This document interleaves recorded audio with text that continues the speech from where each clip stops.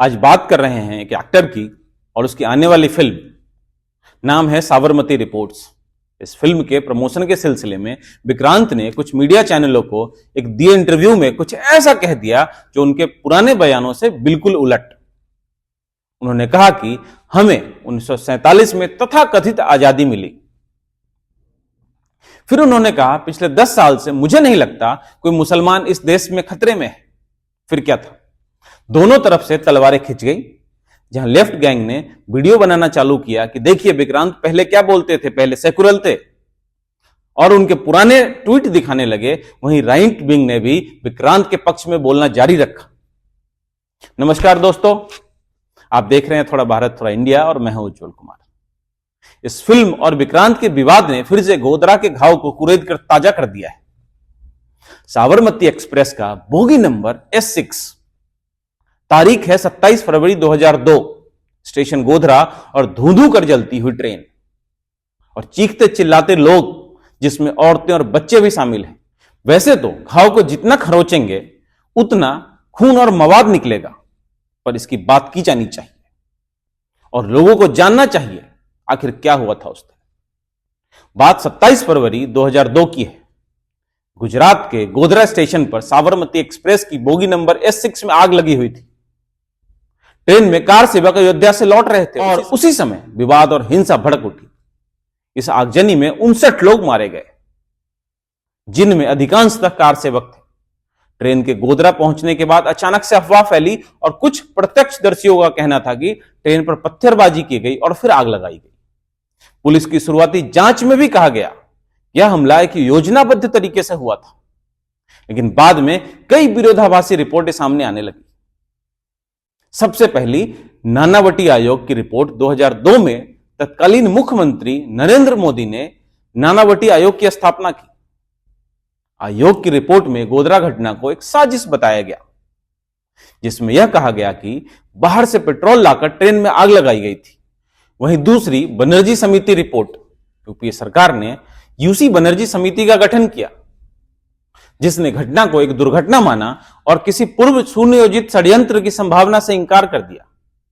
इस रिपोर्ट को राजनीतिक हस्तक्षेप का परिणाम माना गया, जिससे दोनों रिपोर्ट्स पर सवाल उठने लगे। वहीं राइट विंग ने घटना को हिंदू विरोधी घटना के रूप में प्रस्तुत किया। उनका कहना था यह एक हिंदू विरोधी साजिश है और कार सेवकों पर हमला किया गया। भारतीय जनता पार्टी के नेताओं ने इसे एक आतंकवादी हमला कहा, जिसे पूरे राज्य को प्रभावित किया।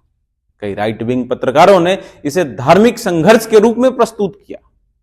पंचगन्य और ऑर्गेनाइजर जैसी पत्रिकाओं इसे धार्मिक संघर्ष बताया गया और हिंदू अस्मिता से जोड़कर लोगों के बीच एक भावनात्मक उद्वेग पैदा करने की कोशिश की गई।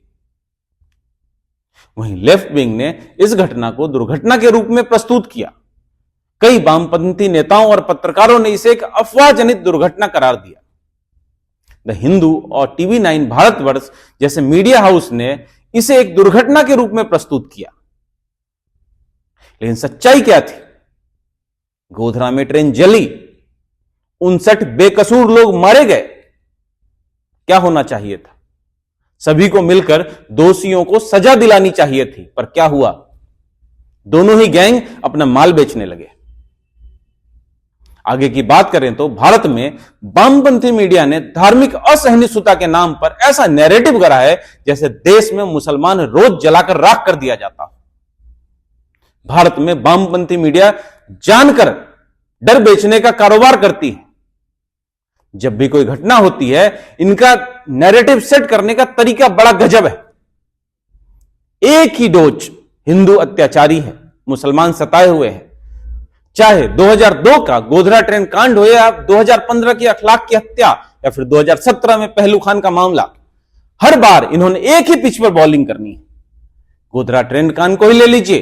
ट्रेन की बोगी में 59 हिंदू कार सेवक जिंदा जलाए गए थे, लेकिन कुछ वामपंथी पत्रकारों ने इसे एक दुर्घटना साबित करने में जुटे हुए थे।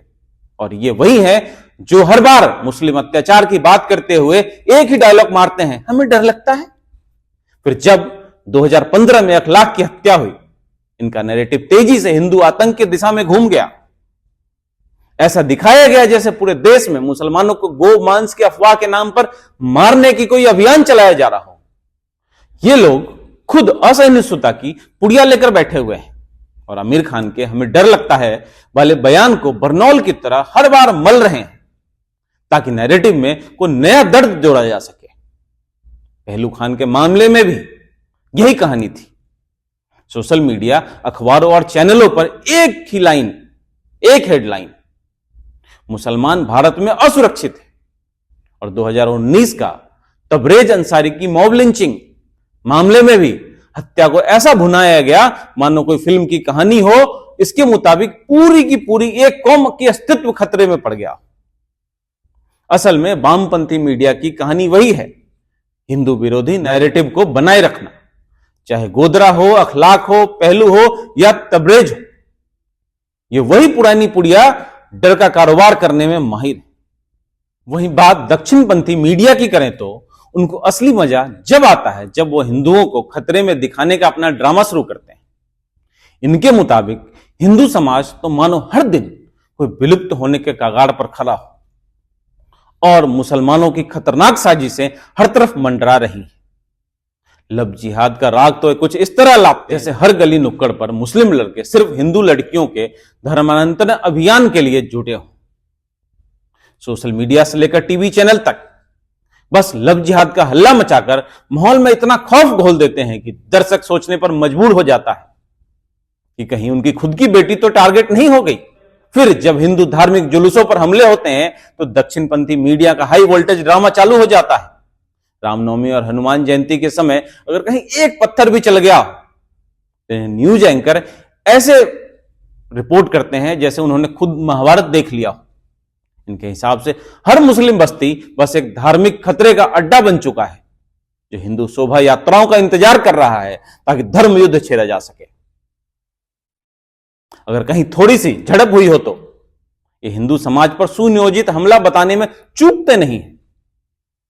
और मंदिरों पर हमले तो वो इसके लिए ऐसा नमक का ढेर है, चाहे जितनी मर्जी उठा लो और मसालेदार बना लो। कोरोना के समय भी इन्होंने तुरंत ही कट्टरपंथी इस्लामी आतंकवाद का सर्टिफिकेट दे दिया था।